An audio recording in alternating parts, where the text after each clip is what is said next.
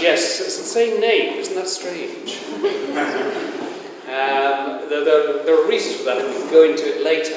But anyway, Sam, who's acting in this picture, is going to read a definition for me. Sure. Do that now. Sure, that's fine. You'll know this definition, but just it might... So this is a simple definition of philosophy, and it's the study of the fundamental nature of knowledge, reality, and existence, especially considered as an academic discipline. And then we want to talk about that. Well, this particular definition is one of the prompts of this picture. In effect, the question really, which may be relevant to you, is can cinema, can film be a concrete form of philosophy, basically? Can it be a concrete form of investigation of knowledge? And obviously we'll talk about that when you see the picture. This picture came about not by a screenplay being written and then being commissioned and then the usual process, which I think frankly makes cinema so boring.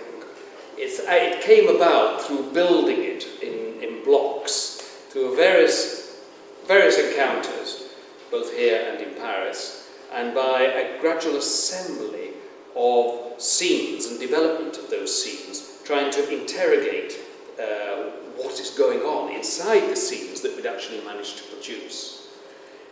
In this picture, it was my good fortune, and Sam's good fortune, and the other actors as well, to work with Bernard Stiegler. People are probably familiar with the work of Bernard Stiegler. Are we familiar? Yes. Yes? I mean, Bernard, of course, I previously made a film called Ghost Dance, and that picture involved a close collaboration, actually, which went on for 20 years, with Jacques Derrida. And we talked a lot about the issue about cinema. What is cinema? What is the nature of Oedipus now? Who is Oedipus now? The Oedipus that we've all read about, Sophocles writes about, of course, is one that we think we know based in theatre. But really, the Oedipus that has been waiting in the wings for centuries was really waiting in a new costume, and that costume is cinema. So now we have a new Oedipus. In a strange way, Sam is my son, and of course, investigating this is rather interesting anyway, Oedipus question. Sam had played Oedipus in Dublin with the Dublin Players in Samuel Beckett Theatre, where he was acting in a number of things. And that particular play was... The Infernal Machine, which is Cocteau. I don't know if any of you have read it, but it was a translation, an English translation of the French play.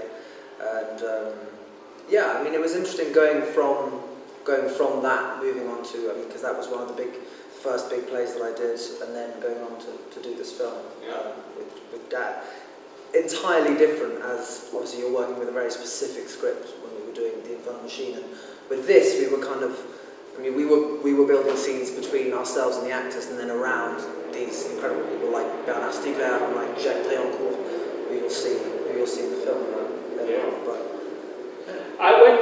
Basically, because of the work with Jacques Derrida, what had happened was Bernard Stiegler had, with Jacques actually, had written a series of texts on called teleographies, ethnographies of television, I think it's actually called in English. Anyway, the issue, one chapter in that is based on one scene in Ghost Dance, and I had contacted Bernard to thank him for that, because it was a remarkable essay, really, and acknowledgement of the film, the previous film, Ghost Dance. And then I asked whether he would be able and willing to partake in a new production being An Organisation of Dreams. Bernard did ask me, he said, look, he wasn't an actor, but that how did I think a scene should begin? I always think these questions are fascinating anyway. How should this scene begin? And I puzzled about it, and then I called Sam in Dublin, and I said, hey, listen, he knew who Bernard Stiegler was. I said, well, why not come over to Paris, I'll just pay your effort, and just help me start a scene with Bernard Stiegler. You can have a chat with him, and you can talk generally, and then out of that we'll bring the scene. And that was it, that was what I asked them to do. In actual fact, when you met Bernard. It so happened that that play, Machine Infernale, was something that really interested Bernard Stiegler, that he'd written about it extensively, and so the conversation took off in another direction, as chance would have it. And from there, the role that Sam took, which peripheral role, chiefly because other actors requested the same thing. How can they begin their scenes? How can an actor begin a scene? I mean, really? Which puzzled me. And one actress from the film, you'll see her, Julia, came up to me privately and said to me, "It's not fair," she said, in brilliant French. "It's not fair. Bernard had..." I wondered what wasn't fair, by the way. I thought it must be something I was doing. Anyway, she said, "It's not fair, Ken." I said, "Oh."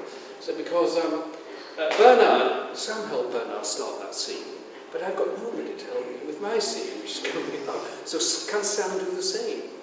Well, I thought this was ridiculous. How can Sam appear in every scene? This is starting every scene off. It seemed ludicrous. Yet at the same time, it was also intriguing as a concept.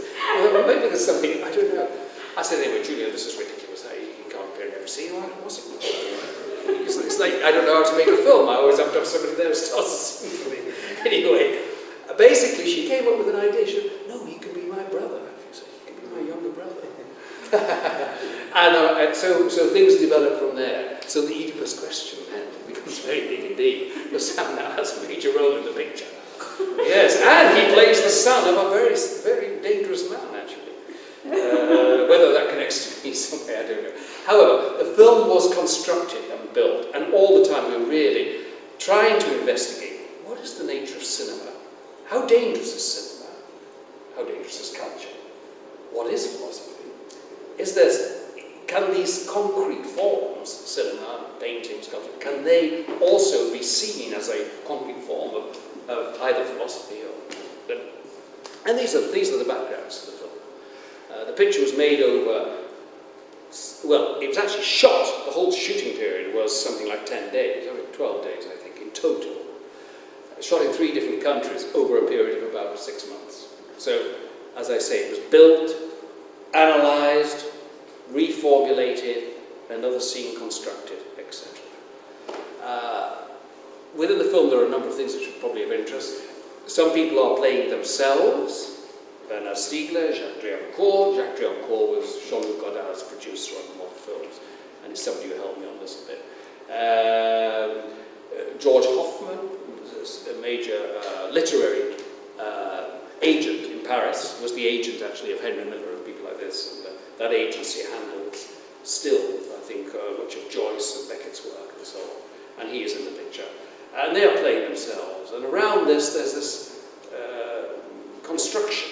Is it real? Is it not real? Is it a construction? Are they not? Are they themselves? Maybe they are. We have to find out when we see the picture. Apart from that, there's also an interplay, which is probably the most critical in cinema at the moment, in technical terms, between analogue and digital. And of course, Bernard, those that know his work, is highly concerned with this issue of, is there a different truth in the digital framework as in the analogue work? And we kind of investigate that by using different means of production in the source material for the final piece. You're seeing it in a digital print, of course, actually a DVD, and you're digitally projecting. But the source material from that was sometimes analog, sometimes digital.